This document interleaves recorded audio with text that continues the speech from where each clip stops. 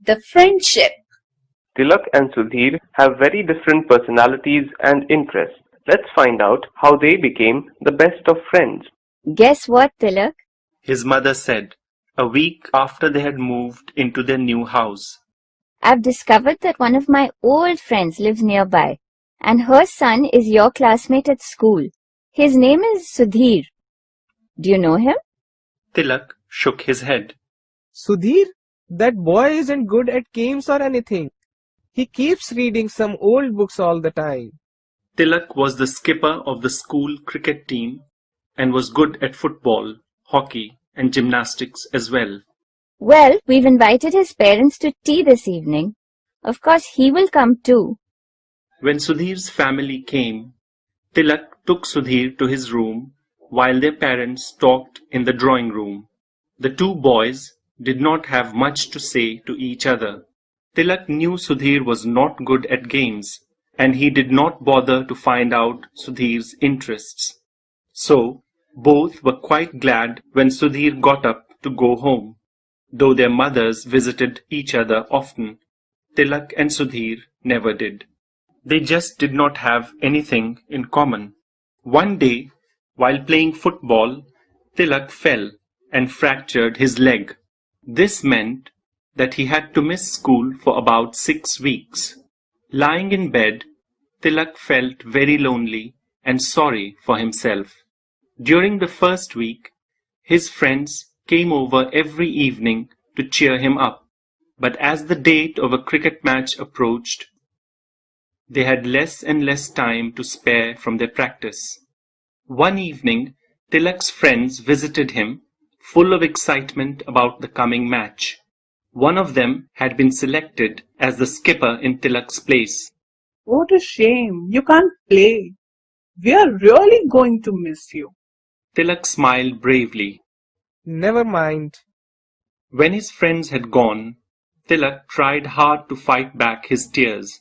He had never felt more disappointed and lonely. Suddenly his mother came into the room. A visitor for you, Tilak. It was Sudhir. He came forward shyly and sat down on a chair near Tilak's bed. I've brought you a book to read. You must be getting bored lying in bed. Tilak picked up the book without much interest. He didn't feel like reading. However, the cover caught his eye. It was the picture of a beautiful snow-white cheetah called Pippa. He opened the book. It was full of photographs of Pippa and her cubs. The little ones were shown climbing trees, playing, even enjoying a cold drink out of a bottle with a straw. It's a good book. I think you'll like it. He then got up to go. Don't go so soon. Tell me about the book. Sudhir sat down again.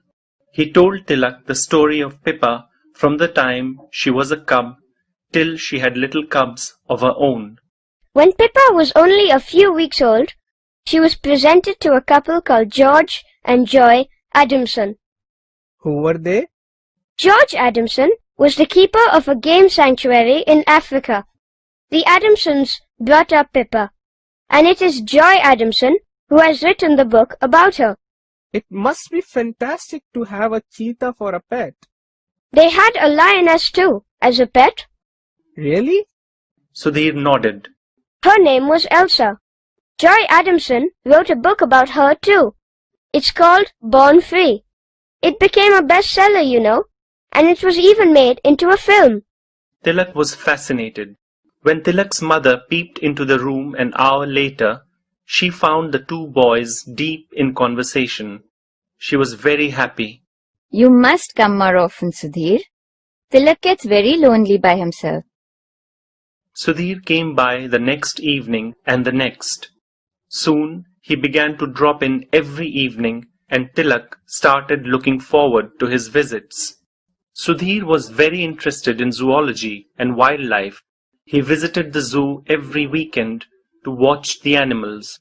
Tilak was also amazed to discover that Sudhir had quite a collection of animals at home.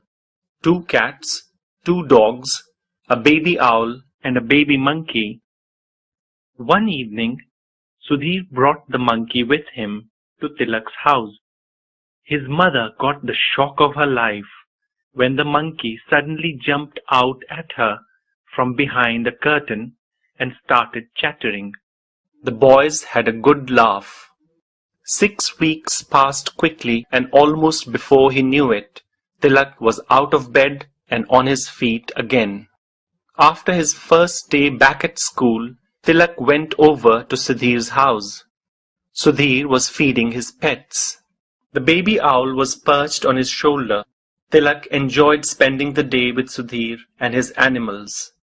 How strange that Sudhir's mother and you should have been friends, and now Sudhir and I are pals, Tilak said to his mother that night. His mother smiled. You must thank your poor broken leg for this friendship. I know, Grinned Tilak. but I hope I don't have to break a leg each time I make a new friend.